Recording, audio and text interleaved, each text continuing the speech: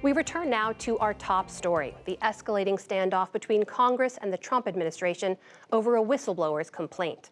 That complaint was deemed an urgent concern by the intelligence community's Inspector General, Michael Atkinson. Atkinson met with the House Intelligence Committee this morning behind closed doors, and the chairman of that committee, Representative Adam Schiff, joins us now from Capitol Hill.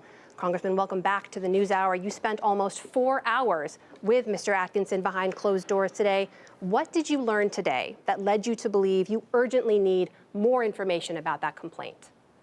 Well, there doesn't seem to be any dispute over the fact that this complaint is urgent and it's credible. That is apparently not the basis in which it's being withheld from us. Rather, because of the Department of Justice weighing in with the Office of the Director of National Intelligence, that director is depriving us of the complaint because he says it's beyond his jurisdiction. That means that this urgent matter is going unaddressed. It also means that someone is giving these marching orders to the director. We want to find out, is the White House involved in that? We need to know, frankly, whether the White House is also a subject of this complaint, because the idea that someone could weigh in who's the subject of the complaint and essentially quash it would cause, I think, the whistleblower statute to be meaningless. And there are two imperatives here. One is to find out information necessary to protect the country. And the second is we need to protect both the whistleblower and the whole process of being able to blow the whistle on impropriety. Congressman, I want to be clear, though, in those nearly 4 hours today with Mr. Atkinson, you got answers to none of those questions you just laid out for us? No, we got answers to a great many questions. We got answers to the fact that this is, for example, the first time that a Director of National Intelligence has ever withheld a complaint from Congress. Whether the Inspector General finds it credible or not credible, the practice has always been to provide it to Congress. Here it was found to be credible, it was found to be urgent, and it is unprecedented to be deprived this way.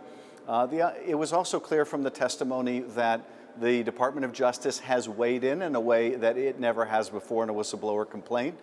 It's also clear, I think, that the issue is not the classification of the intelligence. Many people have said, well, other presidents have asserted that they have the right to declassify intelligence or provide classified information to the Congress. That's apparently not the issue either. And so the question is, why is this being withheld from Congress? Is this an effort to cover up impropriety? Who does the complaint involve? And, most seriously, if this is urgent and they're not allowing Congress to deal with it and they're not allowing the Inspector General to deal with it, then it's going unaddressed and we're at risk. Congressman, if it's not related to declassification of information, some reports, as I'm sure you've seen, say that the complaint is related to a series of actions, not any single discussion, as was earlier reported. Is that your understanding? I don't know what the complaint has to say in terms of its specifics, so I can't answer that question. But I can tell you that, the speculation about whether this involves a presidential communication, even if it involved a presidential communication, and I don't know at this point, that doesn't mean that the privilege covers it if that communication is about a crime or fraud.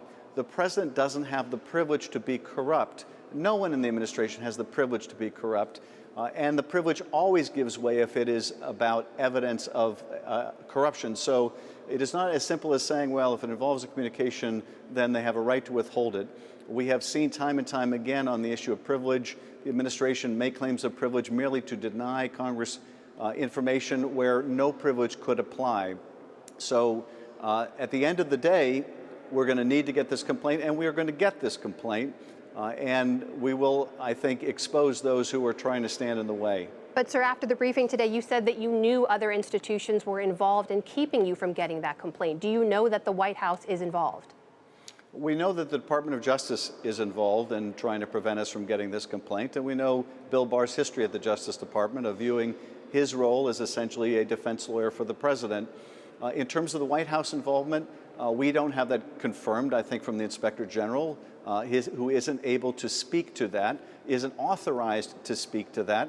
But we do know from the communication we received from the Director of National Intelligence that they're claiming that some privilege may apply. Well, there's a narrow category of people, the president and people around him, that would even hold the prospect of a potential privilege. So I think the DNI has pointed where the problem lies, even if that was not his intention. It's been reported Mr. Atkinson didn't disclose whether the complaint does involve the president. Do you believe that it does, though?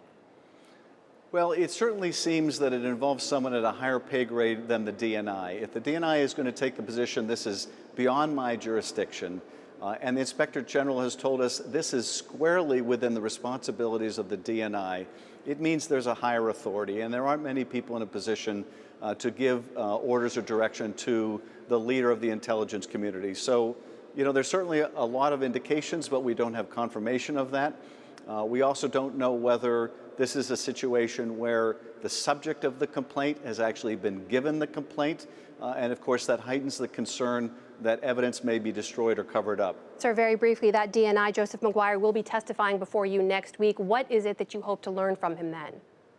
Well, you know, we want to call on him to explain to the American people why he is the first Director of National Intelligence to ever withhold a whistleblower complaint from Congress, and how the whistleblower process can possibly work if there's a situation where the subject of a complaint, and maybe he will tell us whether this is the case or not, is in effect vetoing Congress's access to that information.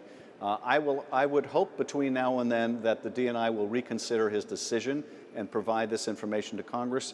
But if not, he's going to owe the American people an explanation.